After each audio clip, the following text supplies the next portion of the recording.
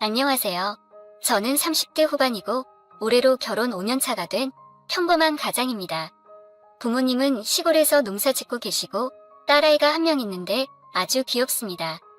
제 소개를 좀 더 자세히 드리고 싶은데 막상 하려니까 쑥스럽고 딱히 할 말이 없네요. 차차 이야기하면서 말씀드리도록 하겠습니다. 대학에 들어간 20살부터 서울에서 혼자 자취를 하면서 살아왔습니다. 그러다가 군대 다녀오고 공무원 시험까지 준비하고 나니까 어느새 나이가 30이 돼 있더라고요. 지금 와이프를 만난 것도 그때쯤이었는데 또래 친구들은 모두 직장인이 되어 있을 때 저는 계속 공무원 시험을 준비했습니다.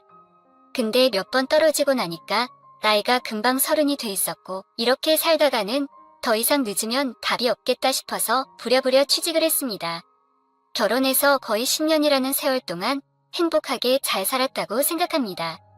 저보다 훨씬 어린 아내를 만나서 늘 제가 잘해야겠다는 생각을 하고 살았거든요. 그런 마음과 다르게 제가 예민하고 까칠했던 적도 있지만 결코 이혼을 할 만큼 큰 문제가 있었다고 생각하지는 않았습니다. 근데 여러 가지 문제로 상처를 받은 아내는 결국 저에게 이혼을 하자고 말하더군요. 결국 작년에 이혼을 하게 됐고요. 그 후로 혼자 계신 장모님과 아이와 함께 살고 있습니다. 당장에 애가 있는데 저 혼자서 어떻게 방법이 없어서 그렇게 됐습니다. 지금 함께 살고 계신 장모님과의 이야기는 좀 이따 자세히 풀어보겠습니다. 저와 아내는 같은 회사를 다니면서 만났습니다. 의료기기를 만드는 중견기업이었고 근무 시간이 자유롭고 업무 강도가 낮은 편이라 직원들끼리 화목한 분위기였습니다. 그런 분위기다 보니 직급에 따라서 너무 딱딱한 그런 분위기가 아니었고 다들 사람 좋고 편하게 서로 친한 분위기였습니다.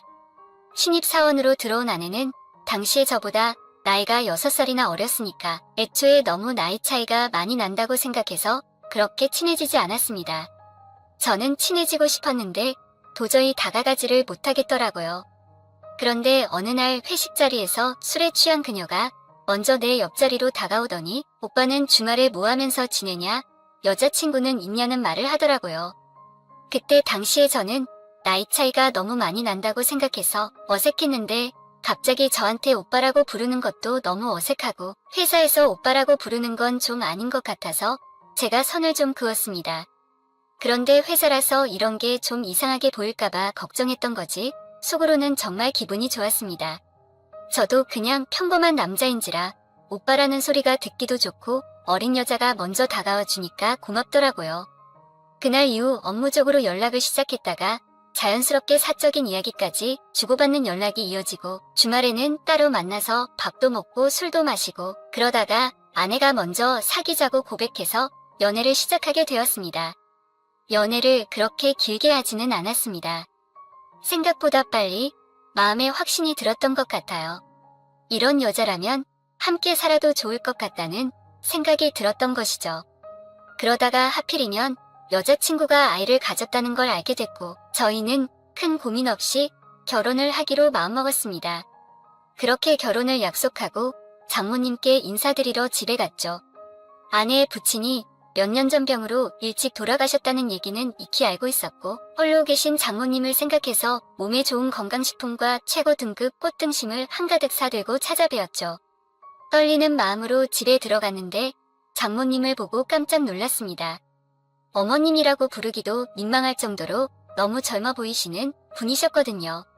장모님이 일찍 결혼했다는 이야기는 이미 아내에게 들었지만 실제로 보니까 더 젊어 보이더라고요. 아내를 19살에 낳았음에도 불구하고 몸매나 피부 관리가 잘 되어 있어서 얼핏 보기에 제 눈에는 30대 후반이라고 해도 믿어질 정도로 젊어 보여서 도저히 어머님이라는 호칭보다는 누나라는 호칭이 더 잘 어울리겠다는 생각을 했습니다. 저보다 10살 많은 그녀를 어머님이라고 부르면서도 뭔가 어색함이 느껴지더라고요. 그래도 다행인 건 장모님이 너무 딱딱하게 대하지 않게끔 편한 분위기를 많이 만들어주셔서 다행히 많이 어색하지는 않았습니다. 그렇게 저희는 무난하게 결혼식을 올렸고 본격적으로 신혼생활을 하기 시작했습니다. 결혼하고 나서 한 가지 느낀 것은 아내가 생각보다 금전적인 욕심을 많이 가지고 있는 것 같더라고요. 연애할 때 당시에는 아내가 그렇게까지 돈에 집착하지 않는다고 생각했는데 결혼하고 나니까 엄청 현실적으로 바뀌더라고요. 깜짝 놀랄 수준이었고 결국 이 문제가 부부 관계에도 치명적인 문제로 다가올 줄 몰랐습니다. 아버지가 세상을 떠난 후에는 아버지가 남기신 유산과 보험료 등으로 생활했다고 들었고 그 후에는 자기가 번 돈으로 생활비를 했다고 들었습니다. 연애하면서 한 번도 비싼 걸 사달라고 한 적 없었던 사람이었는데 출산하자마자 갑자기 뜬금없이 딸을 낳아줬으니 명품 가방을 하나 사달라고 하는 겁니다. 이런 말을 하는 여자가 아닌데 속으로 굉장히 당황하면서 가방을 사준 기억이 나네요. 심지어 저희 부모님이랑 가끔 만나서 식사할 때도 애를 낳아줬는데 집이라도 좀 해주셔야 하는 거 아니냐며 능청스럽게 얘기를 하는 걸 보고 제가 그동안 알고 사랑했던 여자가 맞나 싶을 정도로 깜짝깜짝 놀랄 말만 골라서 했습니다. 그렇게 한번 돈 때문에 싸운 적이 있는데 거기서도 돈 얘기가 나왔습니다. 꼭 부모님한테까지 그런 말을 해야 하냐, 각자 사정 뻔히 알면서 그런 얘기를 왜 자꾸 하는 거냐고 제가 따지니까 아내는 저를 비꼬기 시작했습니다. 나이 많고 능력 없는 남자랑 결혼한 자기가 잘못이라면서 결혼하는데 집도 못 해온 주제에 무슨 할 말이 있냐는 말을 하더라고요. 저는 너무 충격을 받았습니다. 근데 이 말이 너무 괘씸한 이유는 제가 모은 돈 1억에 부모님이 보태준 1억에 전세자금 대출로 1억을 받아서 3억짜리 집을 구했고 아내는 고작 2천만 원치 혼수만 해왔거든요. 근데 무슨 집을 해올 능력이 없다는 말을 하는 건지 이제 와서 무능한 남편이라며 저를 탓하네요. 솔직히 너무 어이가 없잖아요. 요즘 시대에 무조건 남자가 집을 해와야 하는 것도 아닌데 말이죠. 그리고 아내가 결혼 전부터 장모님께 한 달에 40만 원 정도 용돈을 드린다고 들었습니다. 그래서 결혼 후에는 제가 드리고 있었고 결혼 3년 차 때 아내가 장모님 용돈을 더 높여드리고 싶대서 50만 원으로 올려드렸습니다. 제가 아내에게 그렇게 무능하단 소리를 들어야 하는 건가요? 아내가 좀 게으른 편이라 분리수거나 음식물 쓰레기, 설거지 정도는 제가 맡아서 했습니다. 아이 낳고는 육아 때문에 일에 관계된 만남 빼고 전부 다 끊었고 퇴근해서 돌아와서 아내 대신 아이를 봐주고 청소도 열심히 했습니다. 전 정말 최선을 다했다고 생각했습니다. 게다가 또 한 번 싸웠던 날에는 다른 집 남편과 저를 비교하더라고요. 어떤 친구는 어디 여행 갔다 왔다고 하더라. 남편이 와이프 친구들이랑 같이 다녀오라고 유럽 여행을 보내줬다더라. 결혼 전에도 명품 가방 1개 사줬다더라. 이런 말을 하면서 제 자존감을 깎아내리더라고요. 결혼이 무슨 재테크도 아니고 왜 자꾸 틈만 나면 이따위 말을 하는지 도저히 이해가 안 갔습니다. 결혼 후에도 계속 이거 사달라 저거 사달라 주르고 카드 주면 씀씀이도 커졌습니다. 주변에 다들 돈 많은 남자한테 시집간 애들만 만나는지 온갖 얘기를 다 들어오더라고요. 결국에는 그녀에게 모든 카드를 압수하고 밖에 나가서 일을 하라고 했습니다. 아이는 장모님께 맡기고 직접 돈 벌어서 쓰라고 생활비도 넣지 않았습니다. 돈 계속 벌어와 주니까 인생이 만만하냐고 한마디 했죠. 뼈 빠지게 돈 버는 게 어떤 느낌인지도 모르는 게 그러냐고 윽박을 지르기 일쑤였습니다. 그렇게 6개월이 지난 후에 아내에게 이혼 통보를 받았습니다. 물론 이런 상황을 각오하고 한 말이기 때문에 저는 속이 후련했습니다. 그러자 장모님이 철없는 아내 때문에 미안하다며 일도 해야 하는데 자기가 딸을 봐주겠다고 했어요. 결국 장모님은 이혼한 사위와 살게 된 것입니다. 젊은 장모님과 아찔한 동거 생활이라고나 할까요? 하루는 회사에서 회식하느라 새벽에 집에 들어와서 오후 늦게까지 자고 일어나 안방에서 쉬고 있는데 장모님이 점심 차렸다고 밥 먹으러 오라고 해서 주방으로 갔습니다. 어제 왜 그렇게 집에 늦게 들어왔냐며 해장하라고 우럭 매운탕을 끓여 놓으셨더라고요.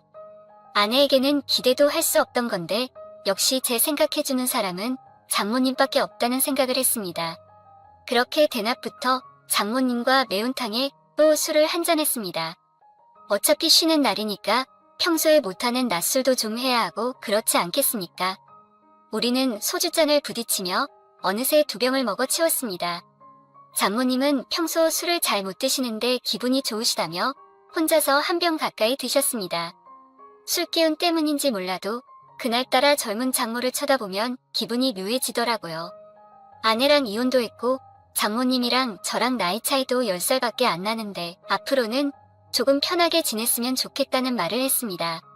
그러자 장모님도 좋다면서 철없는 우리 딸이랑 이혼하고 혼자 지내니까 많이 외롭지 않냐고 저를 위로해 주더라고요.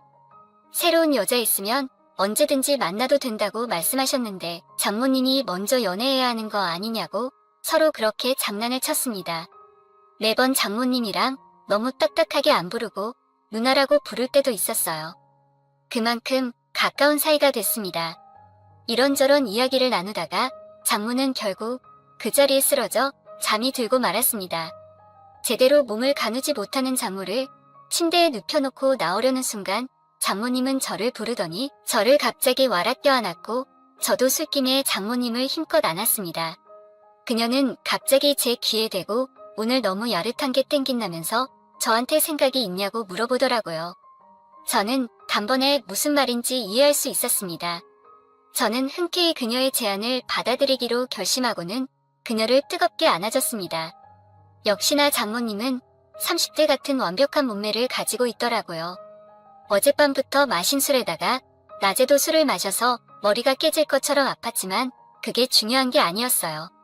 장모님과 이렇게 사랑을 나눌 수 있는 게 더 중요하니 말입니다. 그렇게 장모님과 뜨거운 시간을 보내고 방으로 돌아와서는 조금 후회가 되더라고요. 앞으로 장모님 얼굴을 어떻게 봐야 할지, 어떻게 대해야 할지 통잠이 오질 않았습니다. 장모님이 먼저 도발을 했고 저도 흔쾌히 수락하긴 했지만 막상 끝나고 나니 후회가 밀려오더라고요. 그래서 어떻게 해야 할지 고민하고 있었는데 다음날 아침 준비를 하고 있는 장모님에게 어제 죄송하다고 말하니 괜찮다며 뭐가 죄송하냐며 그러더라고요.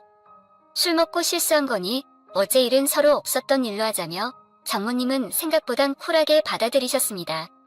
그날 밤 사건 이후 장모와 껄끄러운 사이가 될 줄 알았는데 오히려 더 가깝고 격이 없는 사이가 되고 말았습니다.